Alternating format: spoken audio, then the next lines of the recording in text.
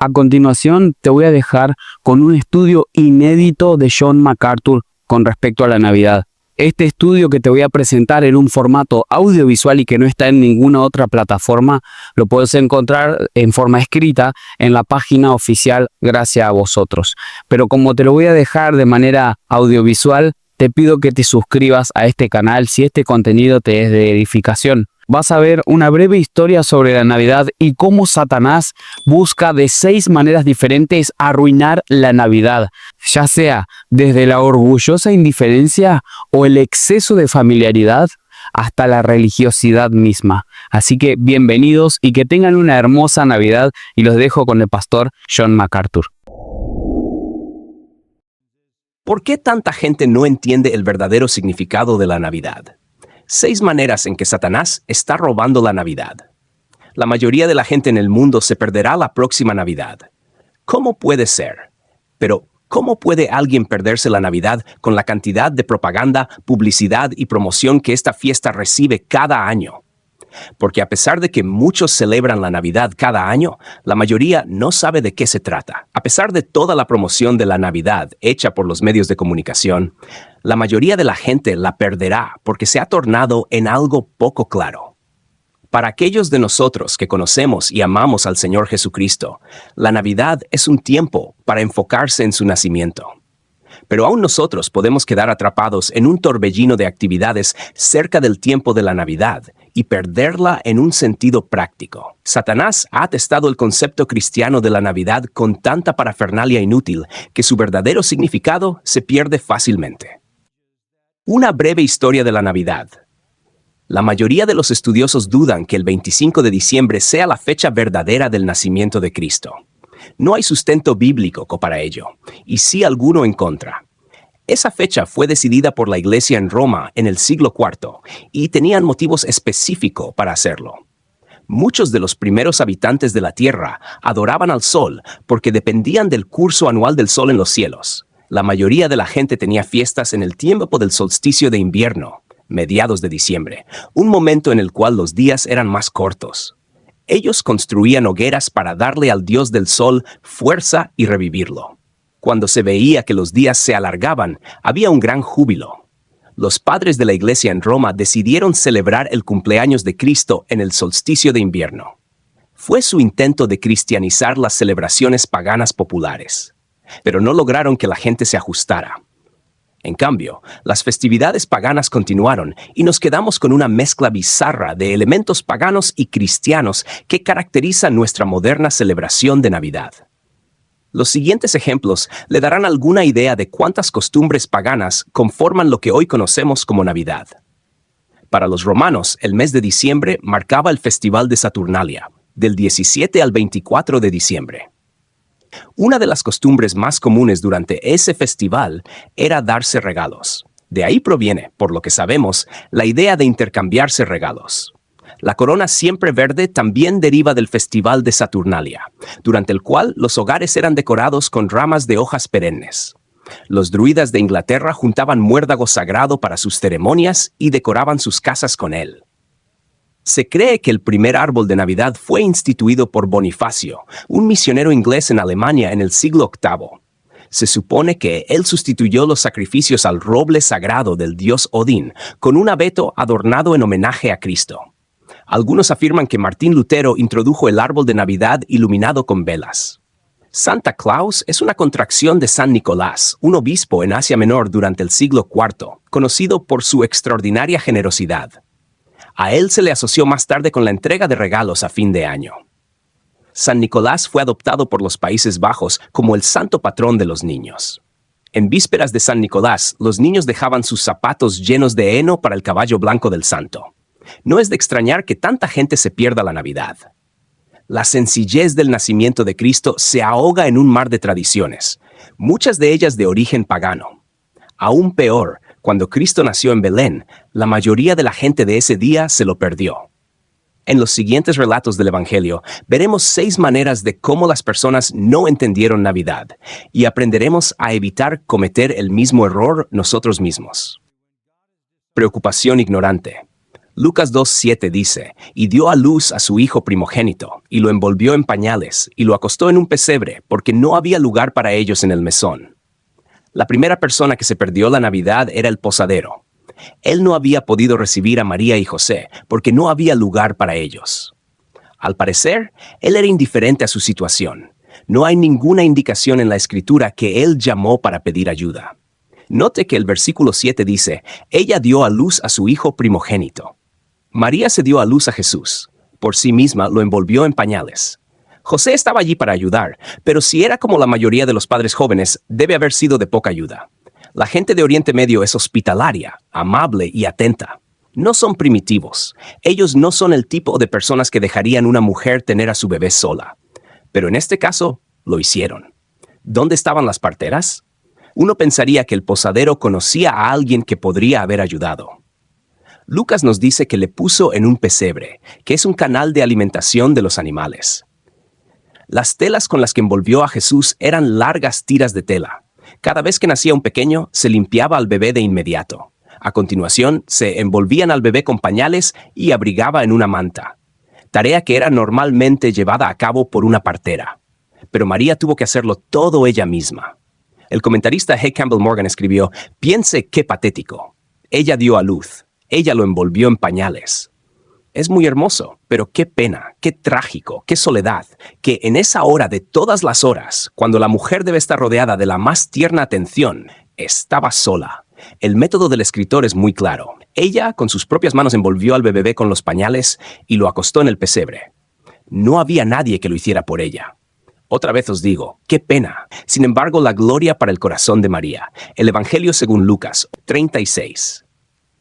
No sabemos nada sobre el posadero, porque la Biblia no dice nada de él.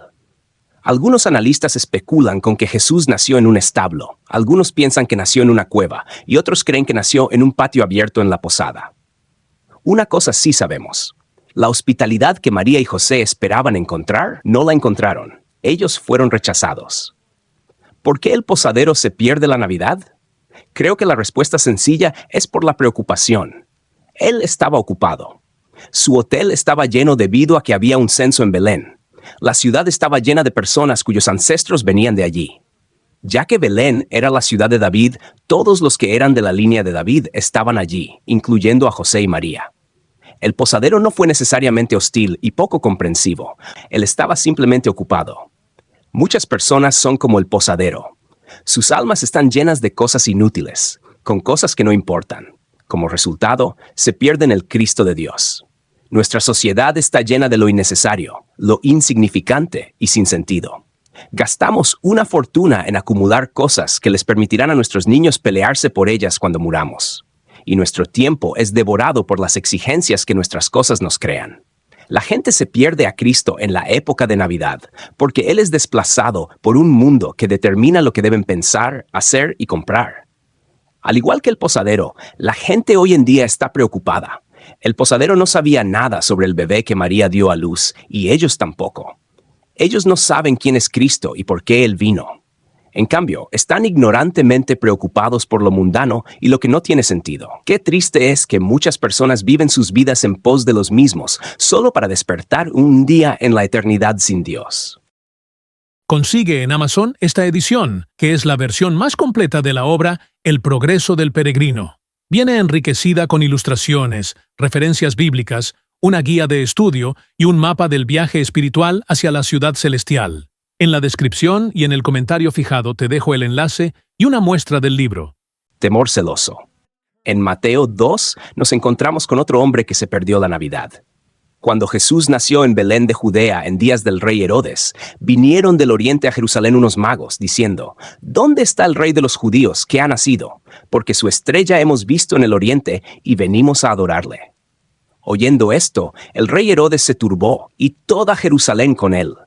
Entonces Herodes, llamando en secreto a los magos, indagó de ellos diligentemente el tiempo de la aparición de la estrella, y enviándolos a Belén, dijo, «Id allá y averiguad con diligencia acerca del niño, y cuando le halléis, hacédmelo saber, para que yo también vaya y le adore». Versículos 1 al 3 y 7 al 8. Herodes era el rey de la tierra. Fingió su deseo de adorar a Jesucristo, pero él tenía miedo porque había nacido uno que fue llamado el rey de los judíos. La palabra griega, traducida como turbado, en el versículo 3 significa estar perturbado o agitado. Conlleva la idea de pánico total. Herodes entró en pánico. ¿Por qué? Tenía miedo de Jesús, miedo de otro rey. Veamos por qué. Julio César nombró al padre de Herodes, Antípatro, a ser procurador o gobernador de Judea bajo la ocupación romana. Antípatro, a continuación, logró que su hijo Herodes fuera nombrado prefecto de Galilea. En esa oficina, Herodes fue exitoso en sofocar las bandas de guerrilleros judíos que continuaban luchando en contra de sus gobernantes extranjeros. Después de huir a Egipto, cuando los partos invadieron Palestina, Herodes luego fue a Roma y en el año 40 a.C. fue declarado por Octavio y Marco Antonio, con el consentimiento del Senado romano, para ser rey de los judíos. Invadió Palestina el próximo año y después de varios años de lucha, expulsó a los partos y estableció su reino. Debido a que él no era judío, pero idumeo, un edomita, Herodes se casó con Mariamne, heredera de la casa asmonea judía, para convertirse más aceptable para los judíos a quienes ahora gobernaba. Era un orador, guerrero y diplomático inteligente y capaz, pero también era cruel y despiadado. Era increíblemente celoso, desconfiado y temía por su posición y poder. Temiendo una amenaza potencial, ahogó a Aristóbulo, su sumo sacerdote, el hermano de su esposa, y después proporcionó un funeral magnífico donde fingió llorar. Luego hizo que Mariamne se suicidara, y luego su madre y 2 de sus propios hijos. 5 días antes de su muerte, alrededor de 1 año después del nacimiento de Jesús, mandó a ejecutar a su tercer hijo. Una de las mayores evidencias de su sed de sangre y locura cruel fue mandar a encarcelar a los ciudadanos más distinguidos de Jerusalén poco antes de su muerte. Debido a que sabía que nadie lloraría su propia muerte, dio orden que los prisioneros fueran ejecutados en el momento de su muerte. Así, él garantizaba que habría duelo en Jerusalén. Ese acto de barbarie fue superado en crueldad solo por su masacre de todos los hijos varones que había en Belén y en todos sus alrededores de 2 años para abajo. Mateo 2:16. Por medio de tal acción esperaba eliminar cualquier amenaza a su trono de aquel que los magos dijeron había nacido rey de los judíos. ¿Por qué Herodes perdió la Navidad? Miedo celoso. Para que no piense que no hay más Herodes en este mundo, solo tiene que leer la prensa diaria. El hombre es depravado. Hay Herodes en todas las sociedades. Pero hay una lección más grande para toda la humanidad. Muchas personas se pierden Navidad a causa de la misma clase de miedo que tenía Herodes. Herodes tenía miedo de que alguien tomara su trono. Hoy la gente tiene miedo de renunciar a sus propios planes, prioridades, valores y moral. Ellos no quieren venir a Cristo porque Él entorpecerá su estilo. Él se adjudicará sus vidas. Eso significa que tendrán que modificar la forma en que viven. Los medios de comunicación le dicen a la gente que hagan lo que quieren, dominen su suerte y tracen su propio destino. El mundo está lleno de reyes que no se arrodillan delante de Jesucristo, que se pierden la Navidad al igual que Herodes. ¿Y usted? ¿Ha dicho que no a Jesucristo ya que tiene miedo de lo que Él le reclamará a usted? ¿Quiere ser el amo y señor de su vida y el rey de su pequeño reino? Eso es trágico. Su reino es mucho más glorioso. Orgullosa indiferencia. Una vez que Herodes supo por los sabios que un niño iba a nacer, quien sería el rey de los judíos, reunió a todos los principales sacerdotes y los escribas del pueblo, y les preguntó dónde había de nacer el Cristo. Ellos le dijeron, en Belén de Judea, porque así está escrito por el profeta. Y tú, Belén, de la tierra de Judá, no eres la más pequeña entre los príncipes de Judá, porque de ti saldrá un guiador que apacentará a mi pueblo Israel. Mateo 2, 4-6. Herodes llamó a los expertos. Los sumos sacerdotes eran el sumo sacerdote, el capitán de la policía del templo, y lo mejor de los demás sacerdotes, aquellos que tenían grandes habilidades administrativas, docentes y de liderazgo. La mayor parte de los sacerdotes eran saduceos. Los escribas eran mayormente los fariseos. Ellos fueron los lingüistas e intérpretes que entendían la cultura y la historia de los datos bíblicos. Los 2 grupos sabían dónde nacería el Mesías, porque sabían que Miqueas había profetizado que Belén, de ti me saldrá el que será Señor en Israel. 5:2. Una cosa que la nación judía había estado buscando, y aún lo hace hoy en día, era el Mesías. Ellos habían estado esperando un libertador a lo largo de su historia, especialmente cuando bajo la opresión romana. Sin embargo, estos sacerdotes y escribas no estaban dispuestos a recorrer los pocos kilómetros para averiguar si este niño podría ser el Mesías. ¿Por qué se perdieron la Navidad? Indiferencia. No les importaba. Tenían todos los hechos, pero no necesitaban a un Mesías. ¿Por qué? Debido a que se creían moralmente superiores, se consideraban perfectos guardianes de la ley. En sus mentes eran todo lo que Dios podía pedir de ellos. Se podría decir que estaban llenos de indiferencia orgullosa, porque la indiferencia es siempre el resultado de orgullo. No había lugar para el Hijo de Dios en su sistema. Cuando el hijo mayor llegó a la escena, le odiaron y despreciaron. Así que tramaron su asesinato y clamaron por su sangre. Jesús identificó su indiferencia en una punzante reprimenda en Mateo 9. Y aconteció que estando él sentado a la mesa en la casa, he aquí que muchos publicanos y pecadores, que habían venido, se sentaron juntamente a la mesa con Jesús y sus discípulos. Versículo 10. Jesús se sentó a esta comida con la gente que necesitaba su ayuda, los marginados, los recaudadores de impuestos, traidores y los pecadores. Cuando vieron esto, los fariseos dijeron a los discípulos, ¿por qué come vuestro maestro con los publicanos y pecadores? Al oír esto Jesús les dijo, los sanos no tienen necesidad de médico, sino los enfermos. Id pues y aprended lo que significa. Misericordia quiero y no sacrificio, porque no he venido a llamar a justos sino a pecadores al arrepentimiento. Versículos 11 al 13. Cuando los fariseos celebraban una fiesta, invitaban a la gente de superioridad moral. Cuando Jesús celebró una fiesta, Él le dio la bienvenida a aquellos que sabían que eran pecadores y estaban desesperadamente conscientes de su necesidad de un Salvador. Muchas personas hoy en día se pierden la Navidad porque no se dan cuenta que son pecadores. Así que ignoran a Cristo. No muestran ningún interés en el Salvador porque no entienden su necesidad de ser salvados. Ellos no entienden que la paga del pecado es muerte. Romanos 6, 23. Que el pecado se arrastra a la gente a un infierno eterno. En consecuencia, ignoran el remedio, ya que ni siquiera saben que tienen la enfermedad. Rituales religiosos. Lucas 2 indica otro grupo de personas que perdieron la Navidad. Había pastores en la misma región que velaban y guardaban las vigilias de la noche sobre su rebaño, y he aquí se les presentó un ángel del Señor. Versículos 8 al 9. El ángel proclamó el nacimiento de Cristo, y los pastores fueron a Belén para verlo. El versículo 20 dice, y volvieron los pastores glorificando y alabando a Dios por todas las cosas que habían oído y visto, como se les había dicho. De todas las personas en Jerusalén, Dios señaló pastores para recibir la gran noticia sobre el nacimiento de Cristo. Los pastores eran un grupo de personas despreciado. No podían mantener todos los ritos de purificación y actividades ya que estaban muy ocupados atendiendo a las ovejas. Sin embargo, nadie más de la ciudad vino a ver al niño Jesús, excepto los impuros pastores. Sin embargo, dos personas especiales lo advirtieron cuando lo llevaron a la ciudad. Lucas 2, 25 al 26 menciona a Simeón, un hombre que era justo y piadoso, esperaba la consolación de Israel, y el Espíritu Santo estaba sobre él, y le había sido revelado por el Espíritu Santo que no vería la muerte antes que viese al ungido del Señor.